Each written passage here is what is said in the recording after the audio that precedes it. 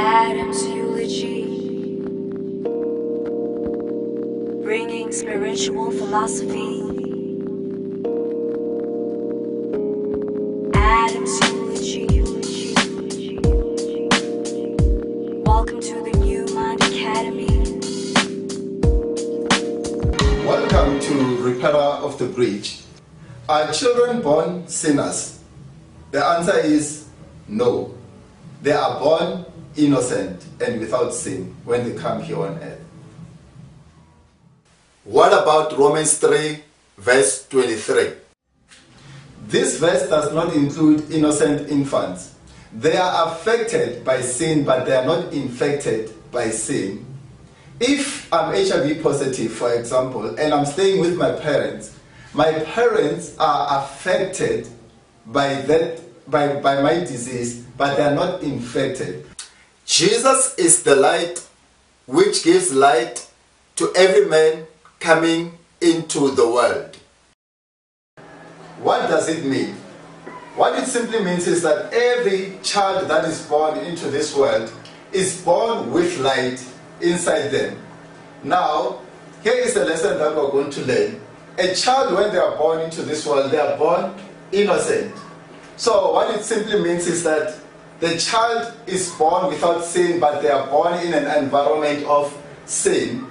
So when you come into the world as a child, when you are conceived, you do not come with a package of sin, holding it with you into this world, but you find sin waiting for you.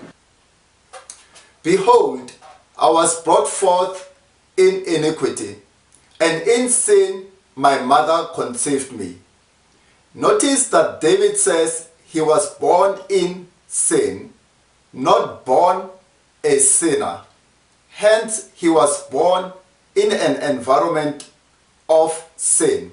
That is the lesson that we need to understand. Now, why am I mentioning a child in this situation?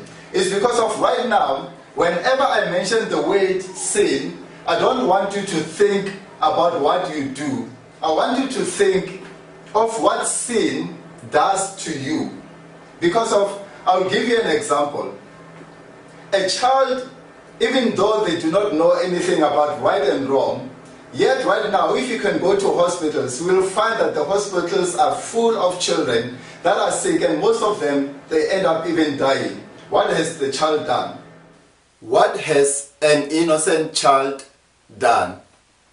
While adults may suffer and blame themselves for sins of omission or commission, children cannot be blamed for that. The question is, what has an innocent child done to suffer like this? They even sacrifice their sons and daughters to demons and sacrificed innocent blood.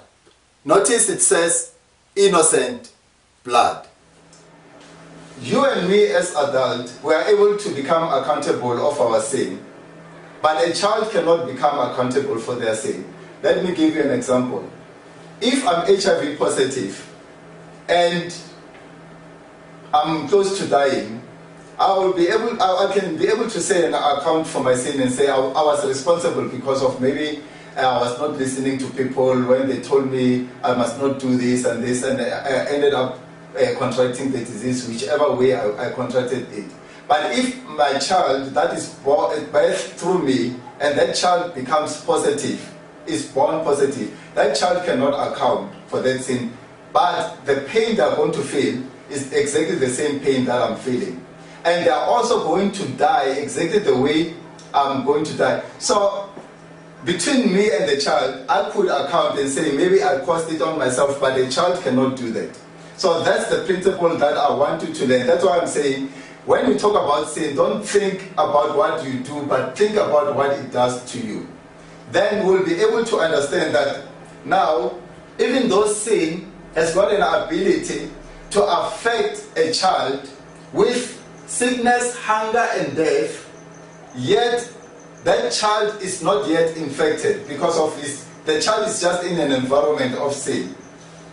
But at a certain age of understanding, we realize that the child now is infected with sin, and now we no longer call that child an innocent child, we call that child a sinner. The Bible says all of us have sinned and have come short of the glory of God. None is righteous. Now, what does it mean? It means all of us need a savior. Why? What happened is sin entered into the world, and it entered into us, and God now, He said, God that hates sin, God wants to punish sin, but He does not want to punish me, the sinner. So what is God supposed to do? For Him to be able to punish sin without punishing the sinner, this is what God must do. God must simply separate sin from the sinner, so that He must punish sin without punishing the sinner.